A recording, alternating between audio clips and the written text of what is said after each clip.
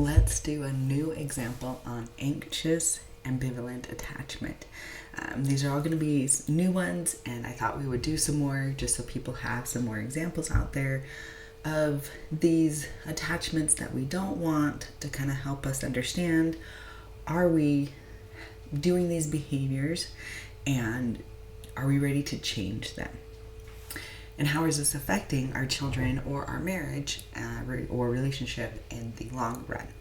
So this is going to be a child-parent relationship.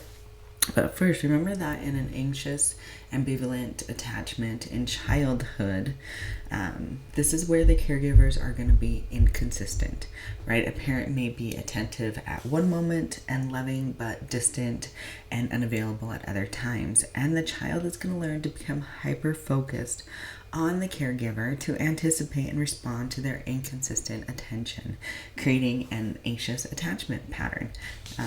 So when a child is having to be hyper-focused like that, that raises the child's own anxiety issues. And if we don't change, then that leads to more anxiety, right, in our teens, in our adulthood. So here is the scenario. We have a 5-year-old. And it's their first day of kindergarten, so an exciting moment, right? But there is some nervousness about being away from their parent, probably for the first time for quite a few hours. And so what are the parents' response going to be in this attachment style? Well, the parent is going to be inconsistent. So at one moment, they may say, "You'll be fine, don't worry," and the next moment, they may cling to the child and say, "I'm going to miss you so much, and I don't know what I'll do without you." So right there, that sentence is putting a lot of expectations on a child who will be anxious to leave the parent, because now the parent is saying they don't know what they're going to do without the child being there. And maybe that means they can't function very well without the child. And that's a lot of burden to put onto your child. So what would be the outcome of this? Well, you're going to have an anxious child, right?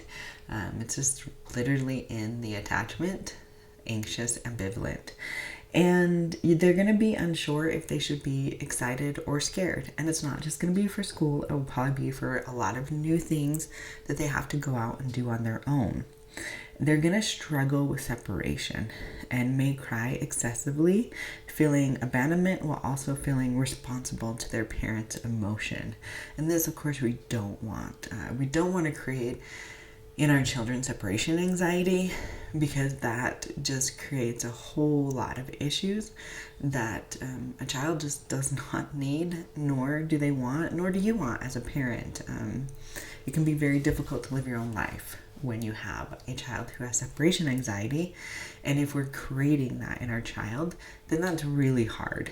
It's one thing that if some trauma happens that creates it on the own, kind of on its own, and we as their parent are supportive and have a secure attachment so that they understand that they're going to be okay and they can still go out in the world. But when we create it for them, then that gets a little bit dicey, because we don't want to create these behaviors. If you think about it, if we don't change, then these behaviors for our kids go on into their teenhood and then into their adulthood, and then they in turn have a really hard time with their own relationships in life. And especially for like teens, and adults, but we don't want our teens to start learning bad relationship patterns that are unhealthy. So my question to you guys is, are you living this attachment style? Do you have done this? That doesn't sound right. Have you done this to your child, right? Where one moment you're like, "You're fine," maybe even yelling at them, "Stop bothering me." And the next moment you're clinging to them and telling them you don't understand how you're going to live without them. Drop a comment below. I'd love to open that discussion. Did you struggle with this in your own childhood, and now you have corrected the behaviors yourself and have healthier, secure attachments with your own relationships and your own children? I'd love to hear that comment as well. So let's just get the conversation started.